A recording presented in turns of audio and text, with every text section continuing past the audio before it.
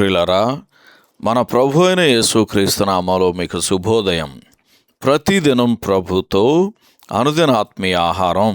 April 29 బుధవారం. నేటి లేఖన పఠనం యెషయా గ్రంథం 3వ అధ్యాయం 16 నుండి 26 వచనాలు. అలాగే యెషయా గ్రంథం 4వ అధ్యాయము 1 నుండి 6 వచనాలు. నేటి ధ్యాన లేఖనం యెషయా గ్రంథం 3వ అధ్యాయము 2-3 వచనాలు. ఆ దినమున యెహోవా చిగురు మహిమయు భూషణము నగును.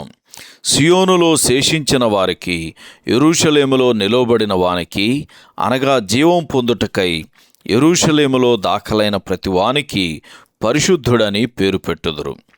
వ్యాఖ్యానాంశం యెహోవా చిగురు. వ్యాఖ్యానాంశం యెహోవా చిగురు. వ్యాఖ్యానం: మనలోని మహిళల వస్త్రధారణ, వాటిలో వచ్చే మార్పులు అనేవి మన కాలంలో ఆరంభమైనవి కావని, అవి పురాతన కాలము నుండి ఉన్నవే అని యెషయా గ్రంథం 3వ అధ్యాయము 18 నుంచి 23 వచనాలు మనకు తెలియజేస్తున్నాయి. కన్యకలకు ఇతరులను ఆకర్షించి వారిచే పొగడబడాలనే బలమైన కోరిక సహింపజాలని విపరీతమైన ధోరణిగా ఉన్నట్లు ఇక్కడ కనిపించటం లేదా? 16వ వచనం పూర్తిగా చదవండి. ఈ కాళ్ల గజ్జల మోతను, వారు చేయు వింత చేష్టలను గూర్చి మాట్లాడుచు దేవుడు సియోను కుమార్తెలకున్న కల్మషము అని దానికి పేరు పెట్టాడు. యెషయా గ్రంథం 4వ అధ్యాయము 4వ వచనం చదవండి. ఒక క్రైస్తవ స్త్రీ తనను తాను అలంకరించుకొని విషయంలో ఆలోచించవలసిన పని లేదని దీని భావమా? కాదు. ఒక స్త్రీ తనను తాను ఏ విధంగా అలంకరించుకోవాలో వాక్యము ఆమెకు ఉపదేశిస్తుంది. దేవునికి ఆనందం కలుగజేసే నైతికపరమైన అలంకారం ఏదనగా సత్క్రియలు, సాధువు అయినట్టు మృదువైనట్టునైన స్వభావమే.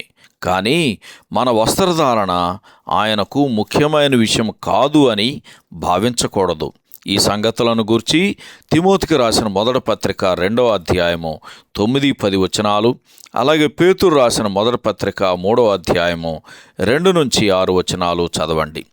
ఇశ్రాయేలీల చరిత్ర ముగింపులో యెహోవా తన ప్రజల పక్షంగా జోక్యం చేసుకోవటం అనేది వారి పట్ల ఆయనకున్న మొదటి ప్రేమను జ్ఞాపకం చేస్తుంది. 5వ వచనాన్ని నిర్గమాకాండం 13వ అధ్యాయము 21-22 వచనాలతో పోల్చి చూడండి. ఆయన, నేను మీ మీద నుండి నా కనుదృష్టిని ఎన్నడూ తొలగించలేదు అని ప్రకటించినట్లుగా ఈ మాటలు కనబడుచున్నవి. ఇక్కడితో ఈ గ్రంథం యొక్క ముందు మాట ముగుస్తుంది.